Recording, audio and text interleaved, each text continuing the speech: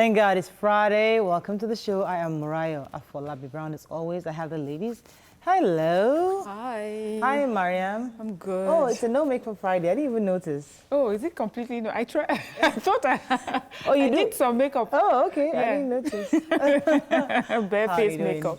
I'm good. What do I want to say? You see, this lockdown and no lockdown will just put some people in trouble. So just before the lockdown, I paid someone to do something for me. And the person was supposed to give me a day before the lockdown. And he said, oh, I'm so sorry. You know, this lockdown, I couldn't get it to you, but this lockdown, I finished everything, but I was just waiting for the lockdown. You know, I would have given it to you, but the lockdown stopped it. Then they now is lockdown. Uncle, where are the things? He had not done it. So the lockdown gives some people time to just rest and hold on to your monies. And now we are running helter-skelter. Oh, well, So that's where I am. Yeah, apart from that, I'm good. Since you're doing some skin, your skin actually looks nice and bright. Because I need some home remedies or... Well, one thing I started this year was scrubs. All right. Found out about scrub. I never used to. I just felt that I don't need it, but I hear that. that. Recommended scrub for me because I'm trying to get. I used one turmeric thing that yesterday. I think it was horrible. My face turned orange, and even tonight, I still feel a bit orange. But turmeric has color, of course. Yeah, so but I didn't like it. I tried it anyway. Just give me whatever you use because I like your skin. I want those scrubs because I got burnt. Yes, trying one of them. I'm very fine and happy. This Ramadan is one of the sweetest. I hardly feel tired at night. All my night prayers I can achieve, hardly. I don't think I've felt... But yesterday's fast was a bit shaky. For the first time, I really was weak. But apart from that, it's been amazing. Today is the 15th day. And we're almost through.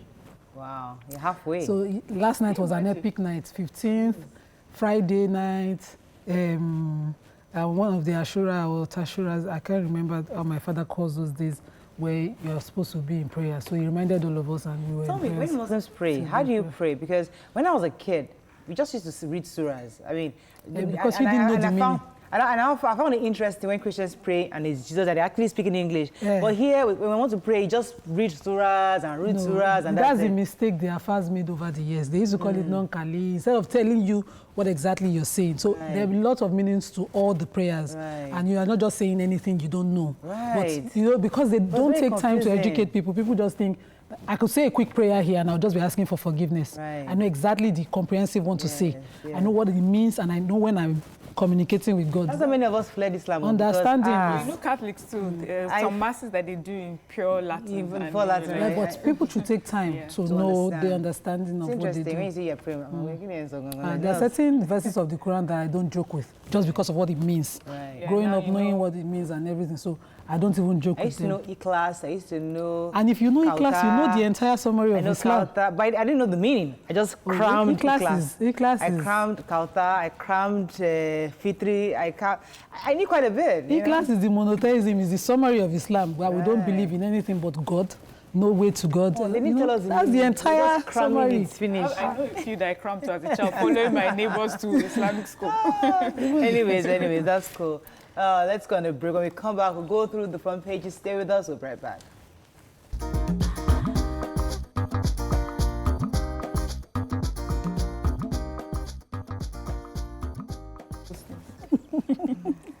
All right, we're going to start with The Nation. Lagos discharges 48 as government house workers test positive. Government frowns at security agents' role in interstate travel breach. Picture here of Italy when I think it was the reopening of a fish market in Sicily. INEC to issue new guidelines for Ondo and Edo elections. Music legend Victor Olaiya buried in Lagos, and another $319 million batcher loot in UK and France. Litigation ongoing. Okay, which stories are we taking here? The Lagos State has discharged. Of course, you know we get the daily numbers. So 48 were discharged on Wednesday. 406 in total that have been discharged. Although we recorded 2 more deaths in Lagos State, the governor is saying that we should acknowledge and celebrate our gains, our wins, and also not forget our losses. So we'll acknowledge our wins and also the losses, but that people should, it's supposed to help keep us in focus when we talk about these numbers.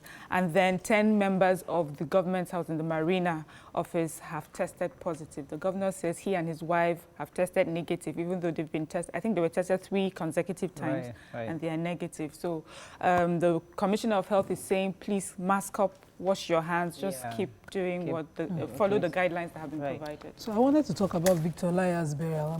I must commend that family for doing, in their grief, for being totally responsible. Now, he was buried at the Vault and Gardens, and they streamed it live. You will see proper solemn burial under this plague we are dealing with. There was proper social distancing. They conformed with all the... I think they should be awarded.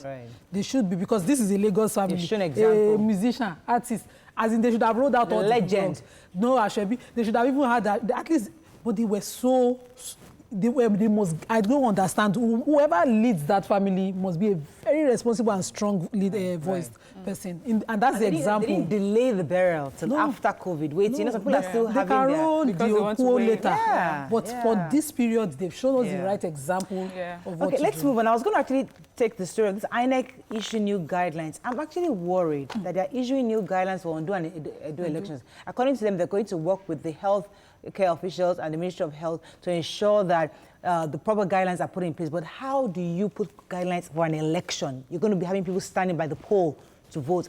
I don't know how that's going to work. No matter how best you plan it, I still see it falling apart. So INEC should reconsider and see what they... I'm not sure it's a good idea to go ahead with these polls. It's a constitutional issue. You should go tech. That's the fear. The issue is that the governors in office, their terms will run out, and then we will not be in vacuum at some point. So INEC is trying to see how best. Well, I don't know. We provide them PPEs and gloves and. I don't know how you're going to do that. Moving on to the Punch. COVID-19 home-based solution. NAFDAC meets researchers, herbalists over local treatment. Lockdown, Wiki arrests violators, accuses police of complicity. Ogun lawmaker kicks as headsmen kill one kidnapped police woman. 10-year-old COVID-19 positive case flees. Oh, yeah, that's a young boy. Nigeria repatriates 217 citizens from the U.S. Lawyers tackle federal government's plan to spend $311 million Abacha loot. And another 300 Nigerians in the UK arrived today, set for quarantine. Okay, which stories? Wike? Yes, Governor Wike. You gotta love that man. So he's saying that in his state, that the police are sabotaging the lockdown. He says the Deputy Commissioner of Police has been giving what he calls illegal approvals to companies because this commissioner is collecting money from these companies. He says he, as the governor, he has put lockdown. I have never seen such a thing before. Can there be 2 governors in a state? No, they cannot. Yes. So he's saying that those people, he has arrested them. That can we also imagine? The people he arrested, this DCP went to go and ask them to be released in this state that he is governor. Anyway, those people have been arrested. They will meet, the mobile courts will try them. Their vehicles will be auctioned as well. And that people who do not know that this is serious will know now that it's very serious. We resolve this lack of synergy between the authority and the law enforcement in the state. Because, of course, even if Wike gives order, he cannot go arrest anybody by himself.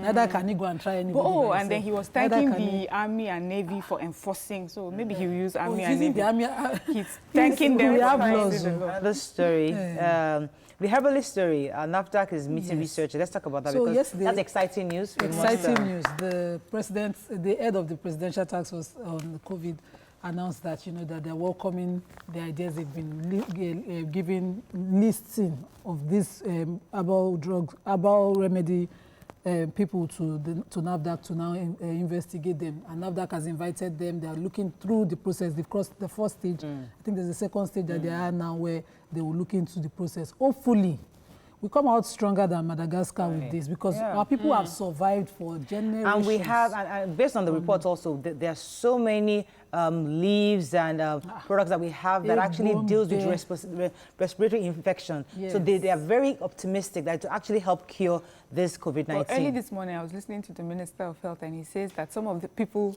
who say they have these cures want him to bring people to try it on. He said, I'm not going to give you people to try it on. Go and test it, make sure it's tested, and get there, follow those guidelines first before he can. There must be people who believe in it. If not, Nigerians Nigerians will not be absconding. But you might have to volunteer 1 or 2 patients. I mean, it might be difficult. People who are willing should volunteer. Okay. People who are willing should, because in different parts of the world, they're asking for people to come forward. They give you money, and you now the clinical trials they're doing, they're giving them money to come forward. So people will come forward to get tested. Moving on now to Daily Sun. 10 Lagos government house staff test positive. Security beefed up at Enugu boundaries over Almajiri influx. COVID-19, we are at war, says federal government. PDP mulls tenure extension for 23 states and exos others. Judge who pronounced annulment of June 12 election dies in Bauchi at 81. Trust me, he lives a good life. It doesn't matter. Okay. So security beefed up by Enugu government. Yes, the Enugu government intercepted 9 buses full of Almajiri that they had to turn back. Same as the Cross River, they turned back, about 8 buses full of people who they felt they did not conform with. They had no way of conforming with the COVID requirements, no mask, nothing, and they were heading south. I wonder why. And in Jigawa, 16 of the people returning from Kano, Almajiri returning from Kano, tested positive. Right. I wonder why the solution is to ship them somewhere. Even if they were to be shipped somewhere, it's almost impossible that they are from the south. Right. So if we are breaking the lockdown rules across states and there's interstate travel and passing... But I thought that there was a direct declaration of no interstate travel. So when a governor says, I'm sending Almajiris, how are you going to send? You're going to fly them? Why are you sending them? Wait, so even the fact that the governor's actually been sending, that in itself is illegal, is wrong, because the president has strictly said no interstate travel. Yes, Mariam? We can have that, maybe the governors, we have a governors forum, so they may be in conversation with each other on what to do. But I think the ones we're talking about here are those that are being sneaked into. You sneak them into different states. So the problem is, we have people who are meant to be guarding these interstate borders. What are they doing? Are they collecting money from people and letting them pass? That is the problem right now. Who are those people? Which is what both states are alleging. Edo is alleging that the police they're complicit in this, they've compromised and they're receiving monies. I think for food and whatever, there should be a proper check. Because even myself, I just received rice from the north. There should be proper check of interstate travel. But aside that, humans and everybody in Lagos, throughout the lockdown, I saw them at Maryland here during the check, and they were allowed to go by the police. Imagine Jigawa saying that 16 of the Almajiris from Kano actually. Exactly, That's something you need to really look into. Moving on now to Vanguard. 10 staff of Lagos State House test positive. We talked about that. NAFDA screening local kiosks for COVID-19. We mentioned that already. Akeredolu Fayemi order arrest of face mask social distancing violators. Mystery death. Kano loses another professor to others. Says 25 passengers flight from Kano to Beirut test positive. Headsman unleashed terror in Delta kills 2. Lockdown. Rivers Edo accuse police of sabotage.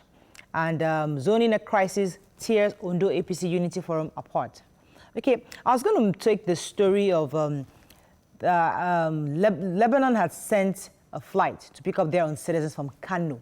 Okay. All these citizens, 25 of them tested positive when they arrived in Lebanese, when they arrived their country, and they were taking them straight to the hospital. Now that's another indication of the fact that Kano is and it can become the epicenter of the entire COVID-19 in Nigeria, because lots of people, aside from the Almajiris, these Lebanese, also important people have been dying. A lot of VIPs, professors, politicians, some of them have actually died due to COVID-19. So we need to really take a closer look at Kano State. The situation to be deliberate about leadership up north, especially in Kano, as a case in study, is why they are here today. I don't think that an Almajiri should be given a voter's card as quick as possible, but then they cannot be protected, quarantined, or treated within Kano in a situation like COVID. I don't understand why they're being shipped everywhere and everywhere. Exactly. So if that's true, you use them for voting. But now that it's time for you to heal them, because the truth, Nima, is that they don't have enough health facilities, even in the north. Across the country, we know we don't have. But it's worse in certain states. So if you are shipping them out, where exactly do you want them to get healing? See, the Almajiri situation has been a problem in the north for many governors. Right. So, and also sensitive. So a lot of governors are using this opportunity to, sort of kill two birds with one stone. This is something they didn't want in their states, and now that they are able to move them away from their states, they are making use of the opportunity. Because I wanted to also take the picture story. Our self-isolation policy has failed. That's in Daily Trust, says federal government, and there's a picture here. Residents defied social distance advice as security personnel prevent them from gaining access to the Kano Quarry textiles market. This you can see the whole amount of people here trying to get through to the market. Now, and that is Kano State. Yeah. Traders, customers stranded as police storm Kwara markets in Kano. We just talked about that. Fresh lockdown possible, federal government warns again. And NJC approves guidelines for use of technology in courts. You're going to talk about it. So the picture story that you mentioned. So Kano had given an ease in the lockdown like many other states. So 10 a.m. till 4 p.m. you're able to go to the market for basic essentials, especially food. And then the food market was open, but people who are doing other forms of businesses decided to use the opportunity to open their market. The task force had to come in there and stop them. And those people you see there are traders mostly, insisting on, just being around the market. So these are people that clearly do not understand how important this headline.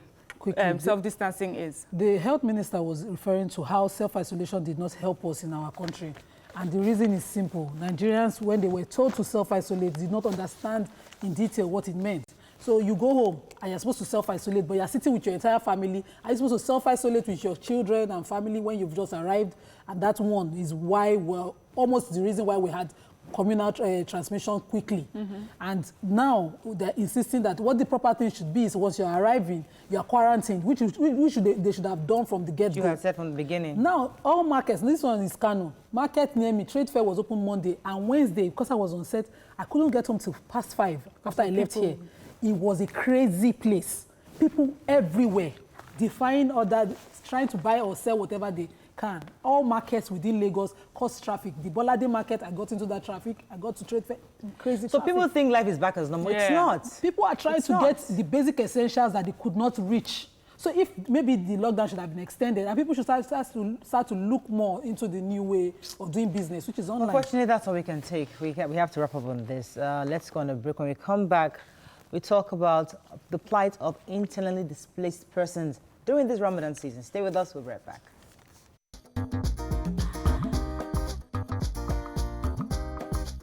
Stay tuned. Your View will be right back.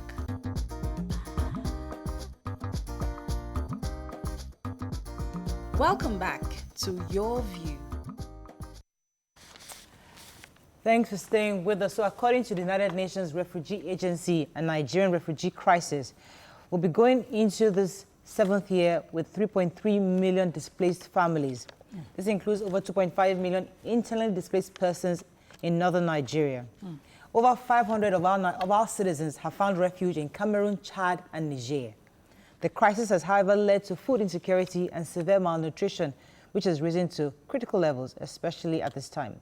Despite the efforts of the government and humanitarian services, they remain food insecure and depend on the government for assistance. Now, join the conversation. You can call us on 0708066824. You can also tweet us at TVC Connect. Please hashtag TVC so we can read your tweets. This morning, we're just going to take a moment to discuss the plight of those living in the northeast area, especially those that have been displaced by the insurgency. What are your thoughts so far? Especially, I know it's Mariam wants to start. Go ahead. For me, you see, sometimes when you see numbers like this, it's so scary. I'm like, we have 25 million Nigerians like you and I who have had to leave their homes because of, the insurgencies in their area or so many things. And growing up, for me, I remember when we used to have those people, I think they were from the Shua Arabs. They used to be all around our country, and we'll see them. And I'm imagining that's what's happening with Nigerians in other countries seeking refuge. Like, we have that huge number of people, a whole country, some countries are that number, outside the country because of hunger, because of violence, and it is really sad. And it's a good thing, I know that many individual Nigerians, as well as the government, and many people are putting their hands together in order to see how they can help alleviate some of the issues that IDPs are going through. But I think sometimes we forget, we're chasing so many things, we're doing so many things, we forget that there are people like that who need our help. It's really sad with the numbers that are out there. Ramadan used to be a period where even if you never reached out throughout the year, for that 30 days, people are constantly reaching out. I remember my relief with the prisons happens once a month every year, but when it's Ramadan, we have to do it every week. And a lot of other foundations that I'm aware of, even TVC, this year, because they can't hold their Ramadan lecture, are looking at how to convert it to giving back. So a lot of these IDPs would normally get food because, they will pray in congregation, they will go for those prayers, people would come and give, people will cook sahur, people will cook iftar daily, so they are sure of 2 meals per day during the Ramadan. But because we're in a pandemic now, it's even more difficult. There's no possibility of Ramadan with the usual Ramadan with the congregational prayers. There's no possibility of Ramadan and the usual general congregational eating where people, feast together. That's not possible this year. So reaching them is even more difficult. So it's important to, at the time when you're in the comfort of your house, you even have shelter where you can lock down. Think of the people who are probably trekking. I see a lot of people sitting under direct mob, just sitting when I drive there in the morning. Some bathing out there. So you can imagine what an average IDP person right now seeking refuge anywhere in the world might be going through. They might have to sleep through the cold. I was thinking because they go through all these treacherous walks and they go to various communities looking for water, shelter, food and all that. And usually during this period, you can see pockets of people giving out food. Yeah. But now it's not available. Okay. So they are there by themselves. I mean, I know my security guard, one of them I know very has gone out. He's gone back to to Niger. But the truth is that during this period, they actually come together. But I find that even they are actually complying. In our street, everybody just stays in their own room. They're not having that togetherness like they used to have. Yeah. Then when I go exercise in the estate, I see that families try to come together. Maybe like within, you see somebody living here, the other person living there, maybe two, 3 families come together to pray together, just to have a sense of that communal living. And I see them eating. I mean, they're feeding the security guards and all that. So they try as much as possible. Going back to the IDP camps, I can't even imagine what they are going through at this time. And it would be a good idea to begin to think about them as we're helping, giving palliatives to our communities within the urban areas. It's time for us to start thinking of how we can help those in that area to feed during this period. The Muslims, because Ramadan is also a very rewarding month for giving, it's now that we should take advantage of every little trusted organization or agency that you are sure will reach the people that you intend to reach. So if the UNHCR, for instance, or other Zakat and Sadaqah Foundation that are registered and you are credit-worthy, those are the people to reach out to now to make sure that whatever good you're giving. In Ramadan, I remember growing up, my father used to just come home with strange people. So maybe he's praying at the mosque and he has discovered one stranger sitting somewhere, somebody traveling, stranded. He will say, okay, come and have iftar at home. So by the time he comes back for the evening, there's the Asri prayer, he will tell us somebody will be joining us, or 2, 3 people, strange faces. And they will come and join us for iftar. So we'll make special provisions for them. Sometimes they sit outside, he will sit with them. Sometimes they will come into the house because we're an all-girls family. But they would have come. Now imagine somebody, because of the pandemic, I cannot help neighbor. Yeah. When I'm driving and you're waving me, I'll be like, do I know your street? Can I trace your contacts? No, I cannot. Let me take Richard. Richard from Kaduna. Good morning. Are you there? Yeah, good morning. Thanks for calling. Go ahead, please. Yeah, first of all, I'm the first caller. Oh, welcome to the show. Yeah, and I want to also appreciate the way you moderate the program yesterday. Yesterday. Yeah, can you hear me? Very clearly. We can hear you very clearly. Yeah, I want to appreciate how you moderated the program yesterday. You are doing a very good work. Okay. Thank you. He's listening to the TV. Don't listen to the TV, listen to me, because I have to disconnect that line right now. I do apologize. I have to cut that off. Right. So I know that UNHCR has reached out to us to encourage people to support, and that's why we're talking about this, because the truth is that we need to ensure that these are Nigerians. When we hear of IDPs, we always think that they're foreigners. They are not. They are actually normal Nigerians like you and I. They're displaced.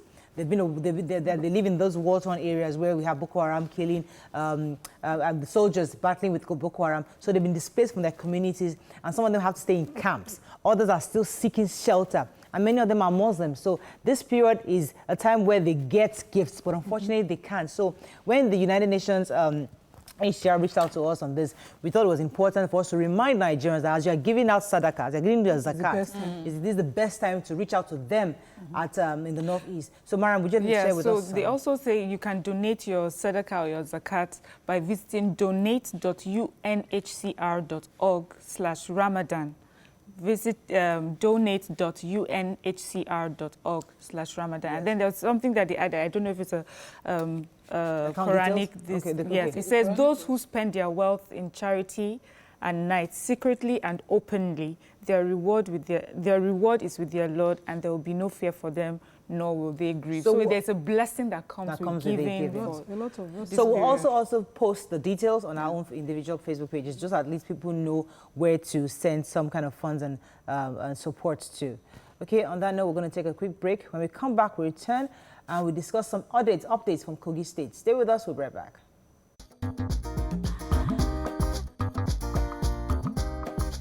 Stay tuned. Your View will be right back.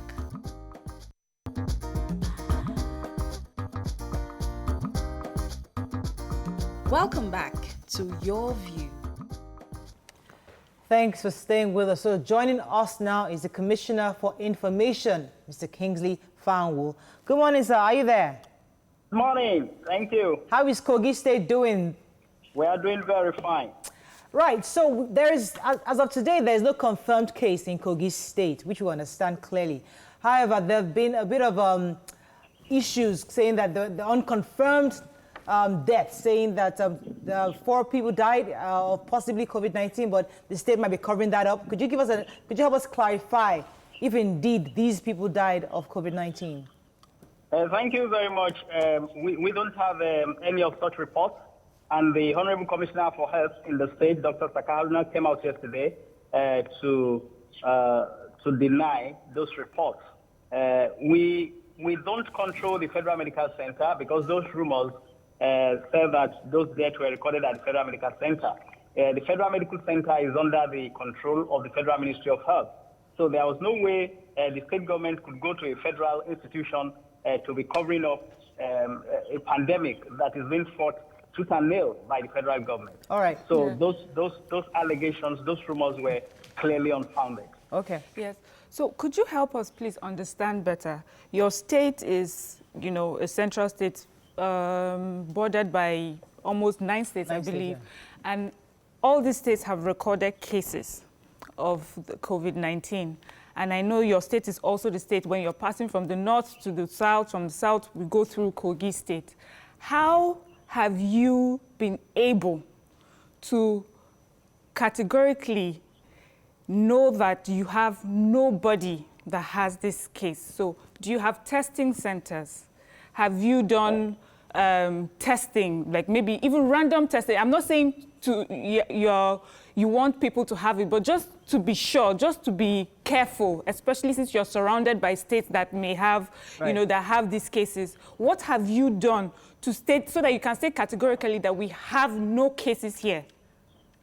Thank you very much. When you find yourself in the kind of very central location that we are, then you have to you have to put in extra efforts to ensure a pandemic of this nature does not affect your people. So there are a lot of measures. There are a lot of measures that we put in place that has really been able to flatten the curve on the spread of the virus in the state. And we have health surveillance across the 239 wards in the state. We are coming from a very successful experience of the way we manage Lassa fever in the state. So we are used to managing issues of epidemics and pandemics, and that has really worked tremendously for us because we have structures in place for managing such issues.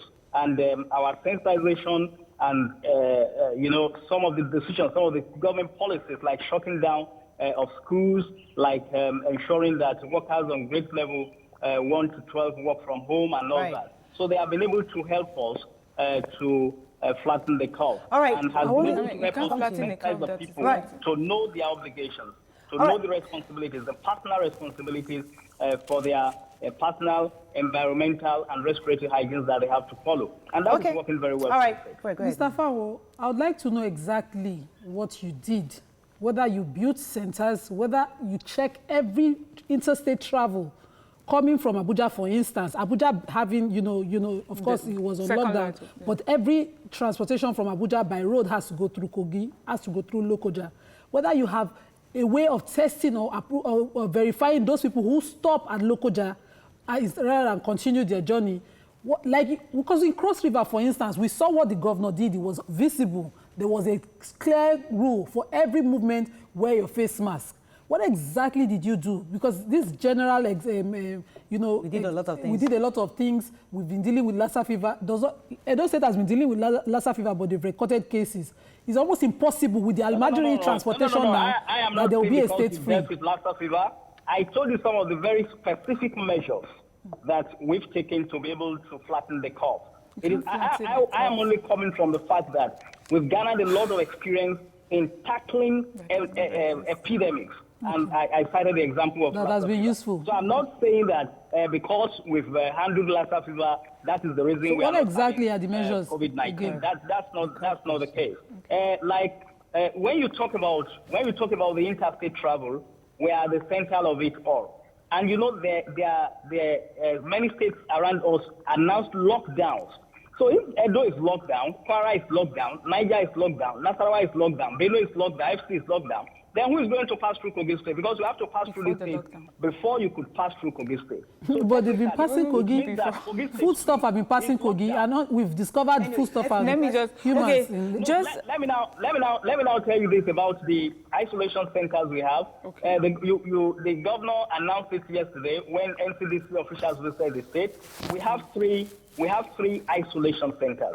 That shows that we are ready. If there is any outbreak today, we are ready to manage. Okay, great. Good to know. Yeah. So for me, just two parts. You kept saying you're doing things to flatten the curve. So you can't flatten a curve that doesn't exist in your state. So maybe you help me explain that better.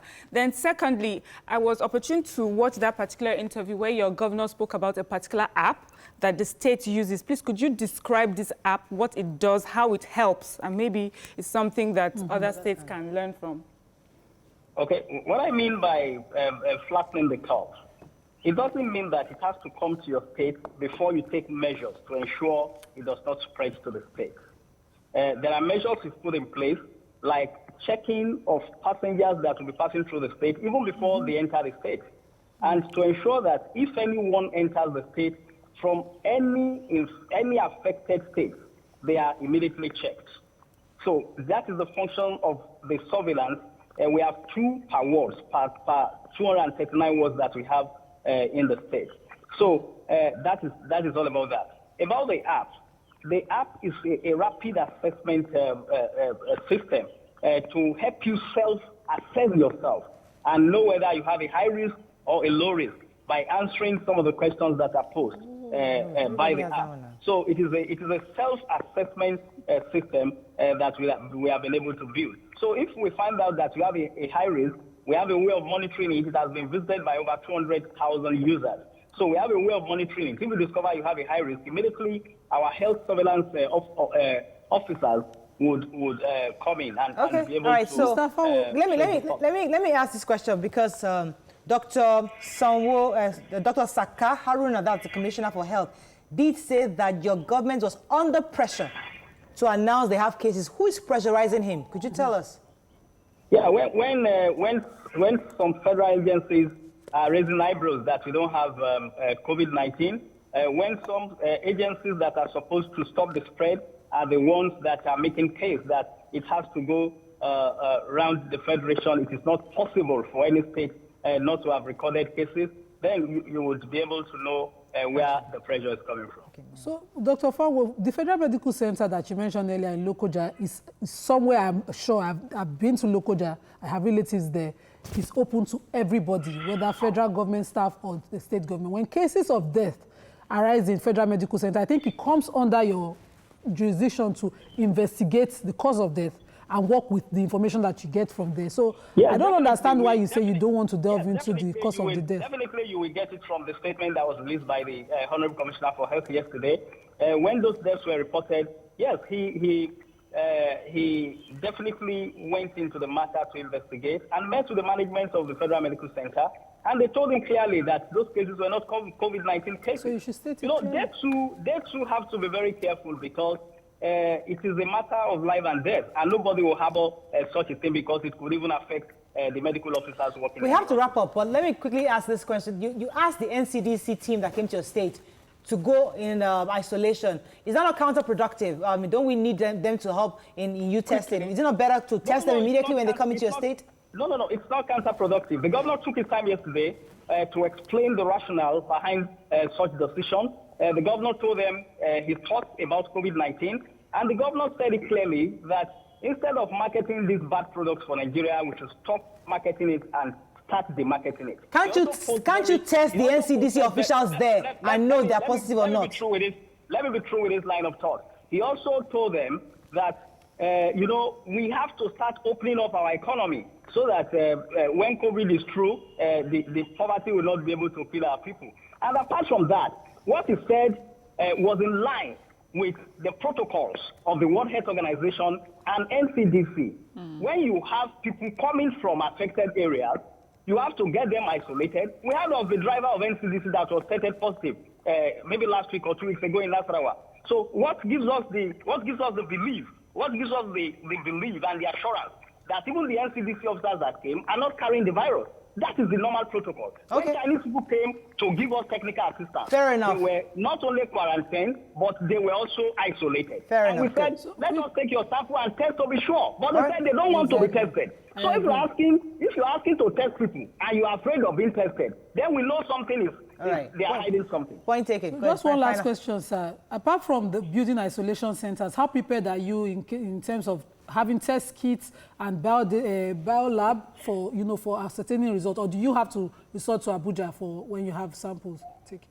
Yes, we have to resort to Abuja when we take samples, because when you look at the way NCDC is managing the issues, they have accredited labs. Don't you think you have enough time to prepare, considering your state don't have case yet, to just stock up? Preempt. Considering you're in the middle and, is it not enough time to prepare, buy the things that you might need in case? Pardon? I'm not getting you.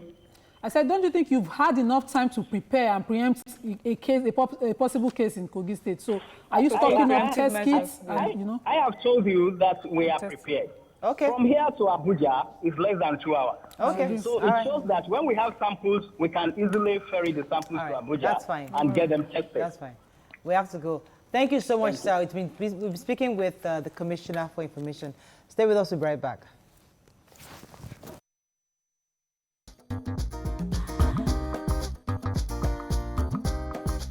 Stay tuned. Your View will be right back.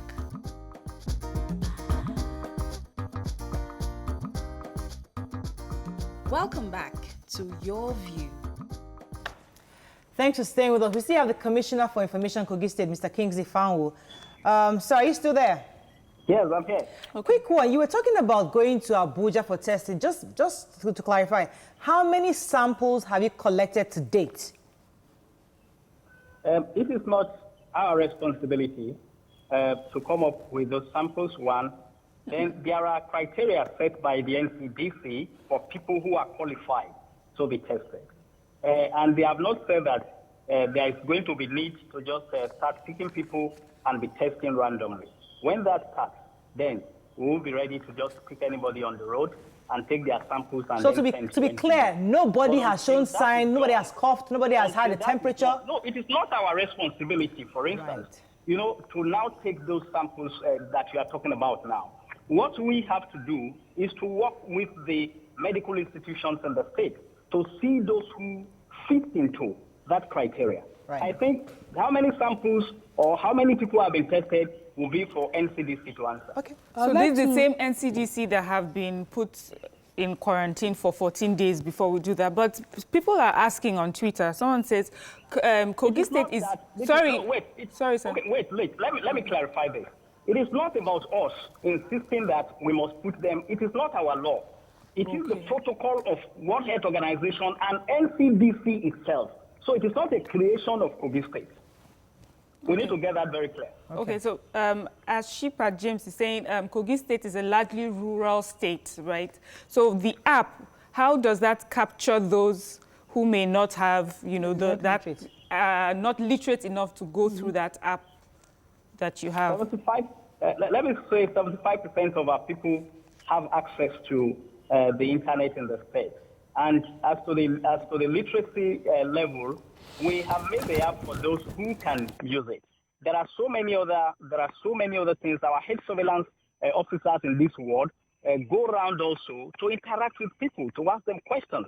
So if they cannot use the app, they will be able to answer the questions of the health surveillance officer. So it is for a particular segment of the public. Mr. Fanwo, could it be possible that Kogi State lacked the funds to, you know, to prepare or deal with anything concerning COVID? Because, you know, Kano complained of funds as well. No, we are not. You know, before you can be complaining of funds, then you must maybe be battling with the outbreak of the pandemic. We don't have the issue right now. Our isolation centers are ready, and we are ready for any eventuality. So it is not an issue of funds for now. So if it were to happen, you have the funds. We did not do a complete lockdown. So our people that are largely rural are going about their agricultural businesses, and they are fine. So we don't even... Okay, let me be sure I understand you, Honorable Commissioner. Let me be sure I understand you. You have 9 states that borders around your state, and they all have confirmed cases. You're saying that in your own state, it's not your responsibility to know who is confirmed or not. It's NCDC who just arrived at your state and are currently in quarantine. So it's after they finish 14-day quarantine, then they will now start their testing. Now, so if there have been any cases of cough, symptoms and all that, right now you don't know as a state. You're waiting for NCDC to get out of quarantine to then tell you who is tested in your state. Is that what you're telling us? A lot of Nigerians will start querying the confirmation of those cases, so to say, by even the NCDC from the events that happened yesterday. If you are the one testing others, why are you afraid of subjecting yourself to the same test? So people will start asking questions. And there were very logical questions put forward by the governor yesterday. Those you discharged, how did you manage them?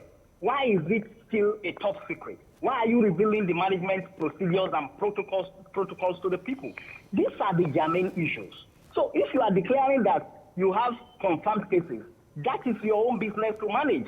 In our case, we don't have any confirmed case yet in Kogi State. Okay, so in like Lagos State, for example, let me just be clear. Lagos State, for example, we have the Commissioner for Health, who is quite active. So yes, NCDC comes to Lagos, gives us guidelines, but we have an active Commissioner for Health whose job at least is to take advantage, take the materials we have and get his teams out there to begin to knock on doors, knowing who arrived from what state, what symptoms are you showing.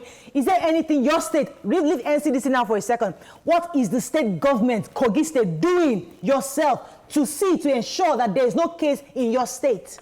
I have said it severally. Please. We are working with 239 by 2 health surveillance officers who are spreading all the words in the state. Right. They are the ones performing the functions we are talking about now. So there is no way anybody will enter any village from Kogi State without the royal fathers getting to know, without the compound heads getting to know, and without the health surveillance officers getting to know. So we are policing our state, and we will not allow anybody to import COVID into Kogi State. Point taken. Okay, thank you so much. We've been speaking with the Commissioner for Information, Kingsley Fanwo, for Kogi State.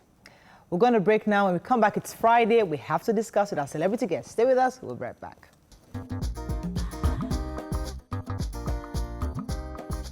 Stay tuned. Your View will be right back.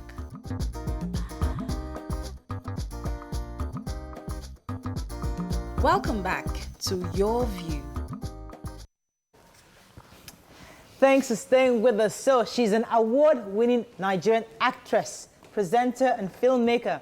The seasoned actress is also the CEO of House of Belinda, HOB. a fashion outlet in Abuja. Welcome with us, Belinda Effah. Good morning, Belinda. Good morning. Good to have you on the show.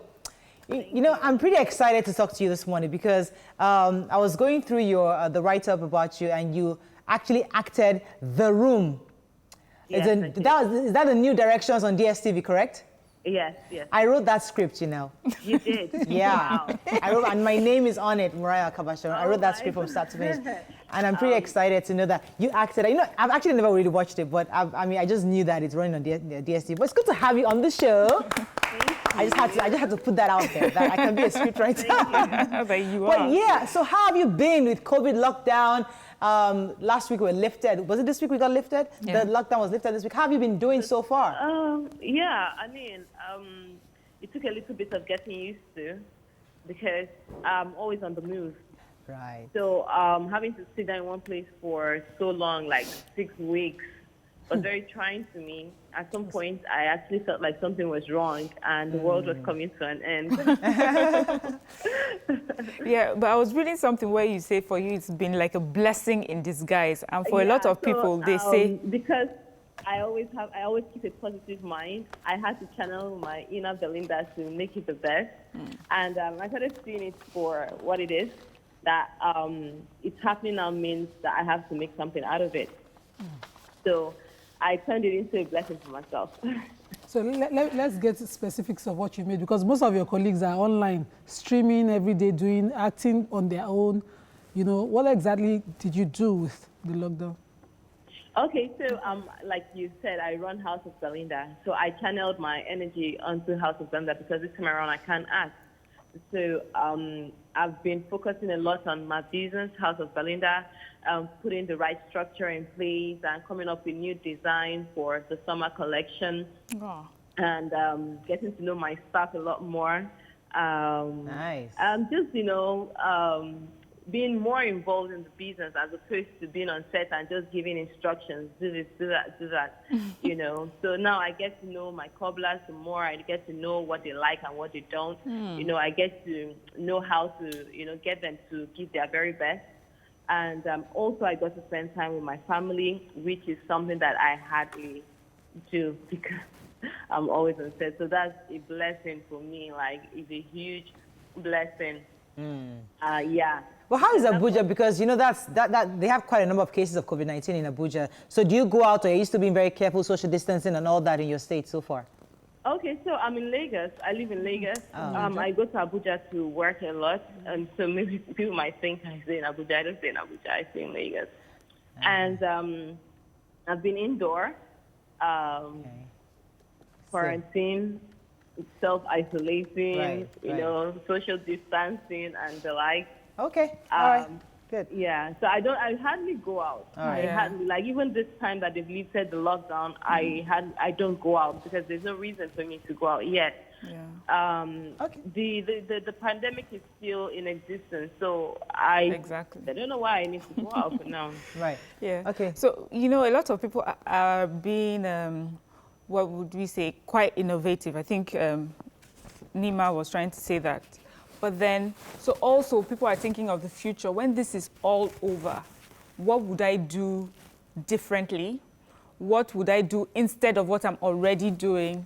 Are you thinking that way? Are you thinking, where is acting going next? How would I fit into the way acting is going?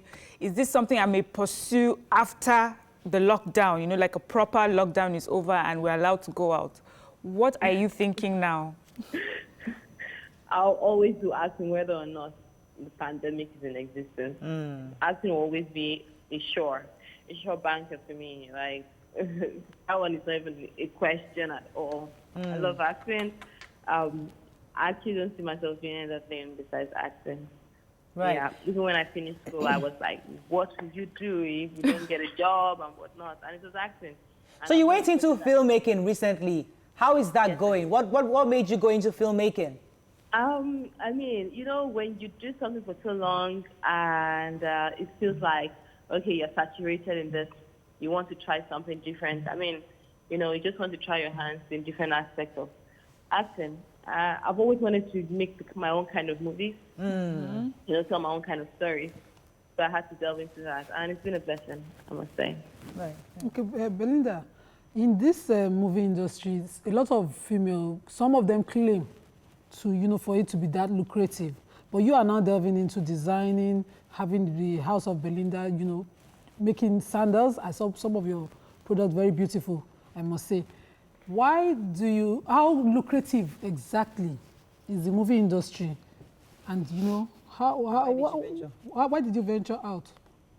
Acting is very lucrative if you ask me. Before the pandemic, there is no state that you go to that they're not filming. Even states that were not known for making movies started making movies, and they are quite active at it.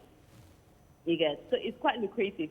So gone are the days where, all the actresses will be vying for one role, and then the one who gets it, the others will just sit and wait their turn. This time around, everybody's working. So you get to call an actor for a job, and she's not available. So it's either you're going to go for someone else, or you wait for her time. So it's quite lucrative, if you ask me.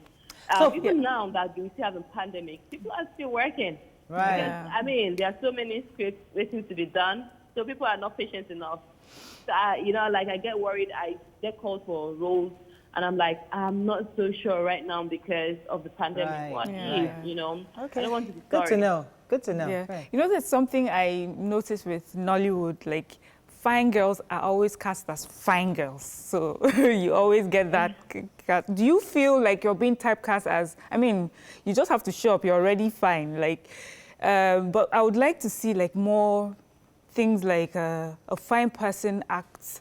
In Hollywood, they'll put on weight. Would you do that? Put on weight, do some sort of makeup that does not make you look So appealing. Attractive. Are those do those sort of roles appeal to you? Would you like to be like an action hero, wearing a catsuit? That's my direction, my focus right now, to do movies that people can't even recognize that it's Belinda that is playing that role. But the thing in Nigeria is that we've not gotten to the age where we depict those characters 100% because most times you bring a good script and you have all these props that you're supposed to provide, but based on budget, you can't really, provide everything. So you have to cut corners, and we end up looking stupid somehow.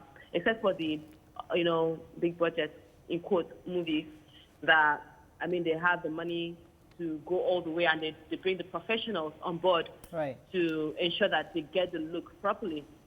So it's not just you aging me or making me not look Belinda, but making it look believable. Right. Yeah. How many producers can actually do that? Right. So in most cases, most of the people that will do that are people that know how to, maybe they are makeup artists in their own craft, and they want to tell that story by themselves. So you see them doing the directing, doing the makeup, doing everything, and it's not easy. Right. So Let me. A young lady is watching you right now, Belinda, and she's pretty. She's trying to get into the movie industry, and there's always this perception that you have to give of yourself before you get roles. I'd like you to help us now that you're encouraging young people that people are busy. You don't have to wait for one big producer. There are lots of production teams right now going out there doing a lot of work. So what kind of encouraging words would you tell young people who are looking up to you? You are exactly what they want to be. Pretty, attractive, but first-class actor, doing a lot of things. What would you tell that young person right now?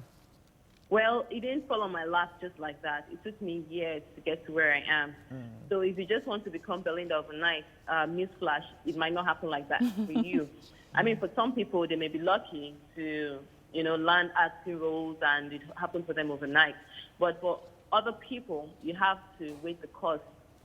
You have to, you may be disappointed along the line. It might not happen for you for 1, 2, 3, 4, 5 years, but are you ready to wait? Because for me, I waited over 10 years before it happened for me. So people see me today and they just feel like, oh my God, I woke up, she woke up like this. I didn't wake up like this. You work hard. I didn't wake up like this at all. Right. I paid my dues. I waited the course, even when it felt like it wasn't going to happen. Right. I got disappointed a number of times. I cried myself to sleep a number of times, but I still didn't give up. Each time I woke up, I had a new strength to pursue my dream. I just knew that this is what I really wanted to do. At a point, I took a break from acting. because I needed money. You know, I was just being patient with this acting thing. It wasn't happening. I had bills to pay, so I had to take a day job. Yeah. But when the industry was ready for me, the industry called me back.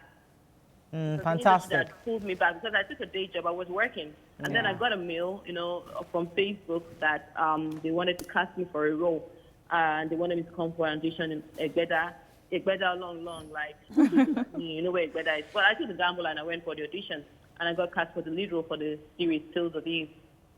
So I mean, when the opportunity presented itself, I went for it, and that's when I left the working field and I went back to acting because acting is very jealous. It takes everything from you. I always tell people you cannot be working and be acting, because when acting needs you, it needs you. You know, they could just call you at 3 a.m. and say, hey, we need you to resume shoot by 8 o'clock. Right. So what are you going to tell your boss? Hey, you will lie and tire now, and then before you know what you do. All right. Go ahead. I must commend you. I had to resign from work and just focus on acting. Okay. You're an amazing actress. I say it because I've seen you in all these regular fine girl movies, but I've seen you in Akwaye. You know, we've talked about it anytime we meet, how I love your role in Akwaye. And I must ask now, because we're in COVID, we're in a pandemic, and a lot of people need to give. And your colleagues are also doing a lot of visible giving where they take pictures. Are you doing anything that you're not talking about that we don't know? We're always doing stuff now. When the time is right, you know, everybody gets to know. But I'm not the, you know, show-off kind of person. I'm not in competition with anybody. There's no need to, you know, blow it out of proportion. Yeah. Every day we pray. We pray to God that He helps us, and you know, that our dreams are fulfilled. So yes, we are all working on something. We are all, you know, putting our seeds and nurturing it to bloom for us into fruit. So maybe it's not the process for us to talk about it yet until it blooms and everybody gets to see. Let it speak for itself. Yeah, I get it. Yeah, go ahead. You know, I saw your age and I'm like, she's so young. And then when you talk about doing this thing for 10 years and before you became who you are, you know, a lot of young people find it difficult to know what they want to do or where they want to go. And you seem to have gotten that at such a young age. What would you say helped you to understand what you wanted for yourself at such a young age? Okay, I've been very focused. I've always been very focused, even when I was in primary school. So I've always been the type that when they give me pocket money for lunch, I would save mine because I had an idea of, you know, using my money to do something. So right from primary school, that's how I've always been. Like, I've always had big dreams. And people used to call me, my mom, even though I'm Calabar, my siblings, my mom, everybody calls me that evil Calabar girl because I always have a knack for doing business and making money for myself. Yeah. So people always say that I act older than my age because I'm very organized. I envision things. I have projections. Like, I see something, I can say, okay, this is how it's going to go, and I start working towards it. I'm very focused. So it didn't matter that I was young, but I was able to. I know what I want. Yeah. Right. Pretty much. So is marriage something you're looking at soon? Because you're a fine girl. A lot of men want to be cast with you in the movies. They want to just see themselves just hanging out with you. Are you thinking of getting off the market soon? Are you dating anybody? Not for you. That kind of laugh. Answer the question with the laugh already. A simple question. Yeah. Don't worry, let's wait for that time. Then your laugh already is to answer the question. Are you shy? So where is he from the industry? Does he work in the industry too? I like this girl. You're already blushing from your speech is already blushing. Please, because all this monitoring spirit. But what kind of guy appeals to you? A guy in the industry? What kind of guy appeals to you? Did I say anything? No, just say what kind of, generally, okay, we're not saying somebody. What kind of guy appeals to you? Is this somebody from the industry or outside? The truth of the matter is that you might say tall, dark, handsome, and that person might not have a good character. True. I get into, you know, because it's tall, dark, and handsome, hanging there just because you want to make an impression. A lot of people have done that. Power couple, beautiful couple, they look good, but they cannot manage their character. So for me, you know, it's about someone with a good heart, someone that can work with me, you know, someone that sees me. So a lot of people, they like the facade. They don't see beyond the facade, and they come after you. So people are coming for the Belinda, the actress, or blah, blah, blah. You have to go for a real person if you're real. So I'm not about, oh, he's all that handsome. I want a real person. You're very that deep. sees me. You're very deep, and I like that. I wonder though why you would, have that, that standard set. What informed it? What has your experience been like? Marriage is forever. I mean, marriage is forever. I'm from a broken home, and I don't want to be a replica of my parents. You guys. So my sisters are married and they have a happy home. I see what they go through to maintain their home, and because they have good spouses, that helps them. I know that I want to have a good spouse too, not just somebody. I've met a couple of people that they were just a facade. They say, "Oh, post my picture, post my picture." Are you joking? Never. Are you joking? It's not going to happen. So what's your spec? My spec. I don't know. Oh my God. That's a good one. Don't worry, when the time arrives, you see the That's a good speech. All right, thank you so much. It's been a pleasure having you on the show today. Is there anything you're working on that we should be looking forward to coming up soon? Sorry? Is there anything you're working on we should be looking forward to? I mean, yeah, a couple of things, yes. Yes. Okay, I guess you're keeping it secret for now. All right, thank you so much, Belinda. It's been thank you so much for having me. Such a joy being on the show with you today. Thank you so much. Right, any tweets for her? Well, somebody says, Lady Silver Ono says, wow, my favorite actor in the building, Belinda Effah. Welcome to the show. It's nice seeing your face this morning. Yeah, so that's it. But most of it is from our last topic. Okay. So can read. Kehinde Nephew says, okay, he feels that it is sad that politicians are playing politics with this most deadly virus. Any slight given opportunity, they key into enrich their private purse. Instead of being envious of Kogi State, why not ask how they were able to? Okay, all right. So, you want to take a tweet? Yeah, this one says, a good tweet too. Authority that we have had cases here from the government, that she's tweeting as Lokoja from the government, and the government has been trying to cover up the FMC Lokoja. I don't understand the reason why the government is not ready to live up to its Anyways, we'll leave that story for now. Let's us stand by what the Commissioner for Information has told us, and because that's the only authorized arm of the government, commissioner of the government to tell us what's going on in Kogi State. I think we can wrap up the show now. Thanks again to Belinda Effah for joining us on the show. Have a fabulous weekend. We'll see you on Monday. Bye for now.